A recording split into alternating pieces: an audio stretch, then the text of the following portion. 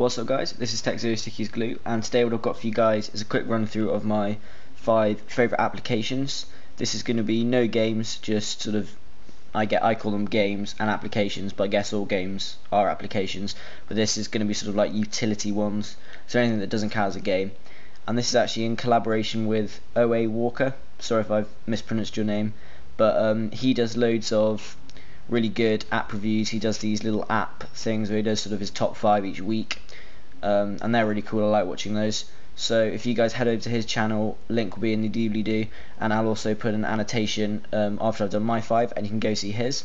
So hopefully some of my guys, you'll go over subscribe to him, some of his come subscribe to me, you know, sort of share the love and all that. But yes, this is my top 5 applications. First 4 I'm going to show you are on the Nook. The last one, for some reason it won't load on this, so I'm going to flip over to my Kodak ZI-8 and show it you on my Galaxy S. But the first one we're going to look at is Spotify, and this is actually a really good application. The only downside is you do need Spotify Premium to get it to work. There we go. To get it to work, you can't use it on a free Spotify account. But basically what you get, and I'm going to keep it in landscape because it's easier to see the whole screen, what you get is the option to sync playlists offline, which is obviously really good if you use a Nook because we don't have 3G. But any phone, if you don't want to constantly be eating up your 3G allowance, streaming songs, this allows you to say, so I've got my playlist here, and then this is available offline. So all these songs, the little green dot, have all been synced to the device, and you can do that with up to 3 mobile devices. So you can have this on your phone, on your tablet, whatever you want. So that's Spotify. It's got a pretty decent UI, as you can see, and I can't actually play anything because of copyright, but you get the idea, and it streams at a really high quality as well, even when you download it. So that's Spotify on the Nook. The next one I'm going to show you is, if I can find it, Widget Locker. Here we go. So the next one is Widget Locker. This is probably the best replacement for the Android lock screen I've seen. It's the only one I've ever used and sort of kept using, just because it is so much better than all the others. And what you can do is add widgets to your lock screen.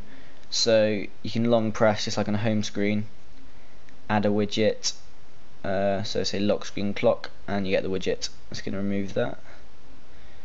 And the other cool thing you can do is you've got these custom sliders which are all the unlock screens. So at the moment I'm just using the stock Android one, and you can resize it within the application to make them as big or small as you want.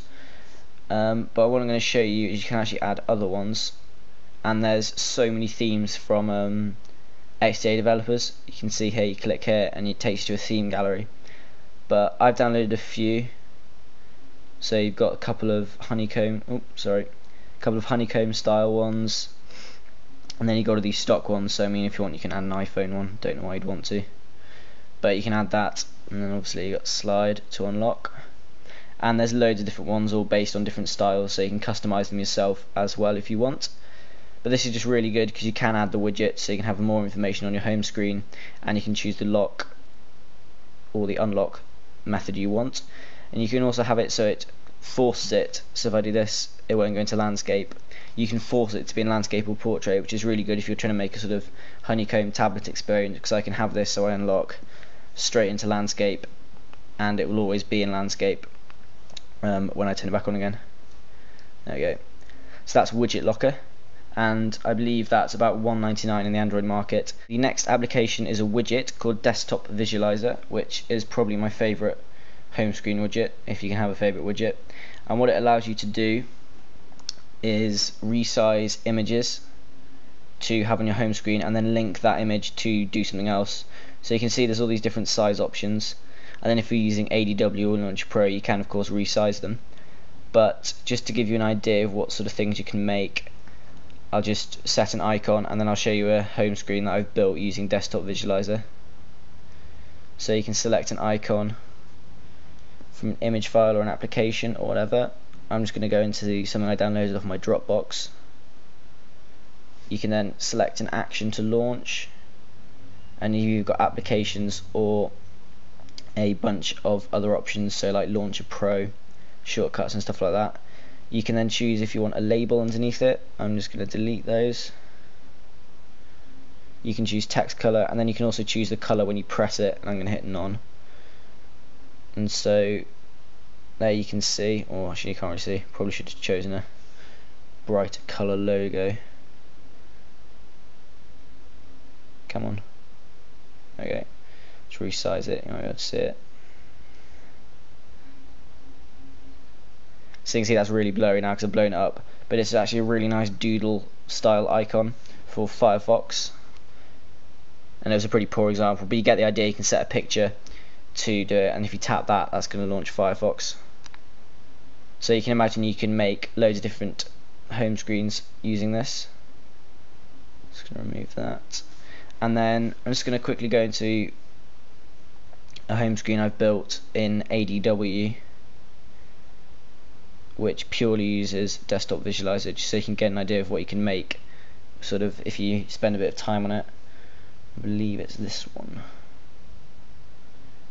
So you can see I've made some icons in Photoshop and then resized them to fit this sort of a Windows Phone slightly esque UI. And if you tap here, you get your applications. Tap here to go to settings, stuff like that.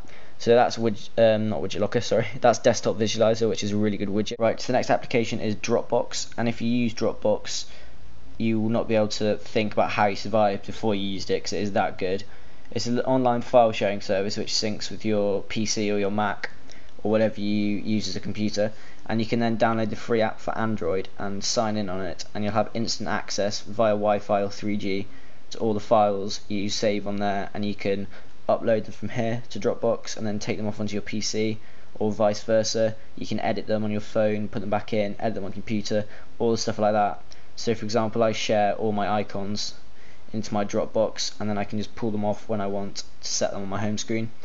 Also, you can keep your music on here. I don't, but you can, and then play it via Wi-Fi. You can you can use it in conjunction with Titanium Backup to save all your backups to it wirelessly, stuff like that. It's just a really good application for file managing, and it means that you won't need to be constantly plugging your NUC or your phone in, because I used to always have to USB it, and that was really irritating. You had to sort of scan your media card. This, you can just drop it, pull it down, use it that quick, no wires, really easy. So that's Dropbox for Android. The last application we're going to look at, as I said, is on my Galaxy S instead of my NUC, just because it wouldn't work on the NUC, which I think is something to do with the ROM I'm running.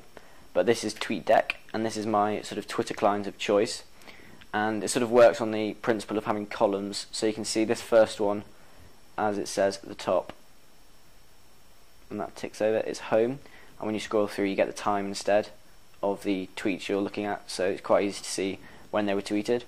But you can scroll through, and obviously this works in landscape and portrait. I'm just doing it in portrait.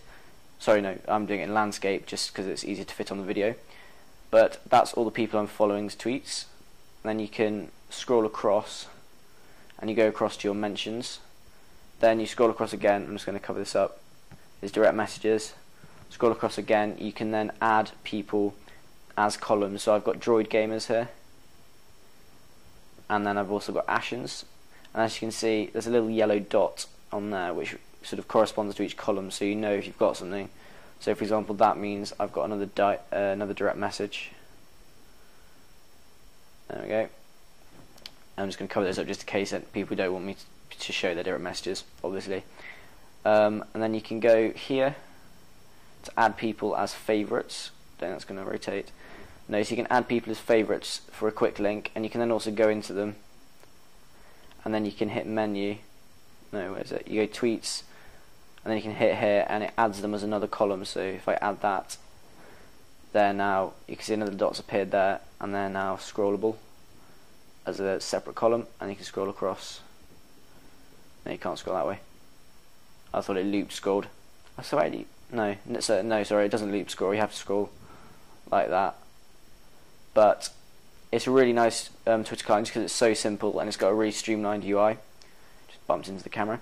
And the fact you can add people in columns I really like, because it means the people you follow who you want to read every single one of their tweets, you can see a little yellow thing will appear here. You can flick across and you know you've got something to read. You can click here and you can add people, so you can search Twitter to add people to follow. You can also click this to turn geolocation on and off, which I normally keep off. And then obviously this one here adds a new tweet.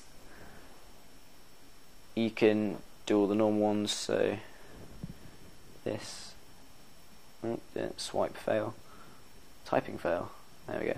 It's quite difficult through a camera. This is a video test, smile, you're on, this is so difficult through a camera, YouTube.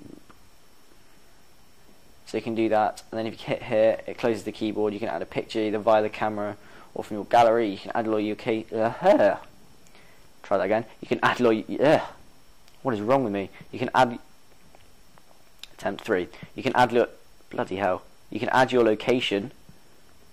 What on earth is wrong with me? Either there, or you can hit here to turn geo-tagging on, and you can hit here to add a contact, or you can just type at whoever, if you know them.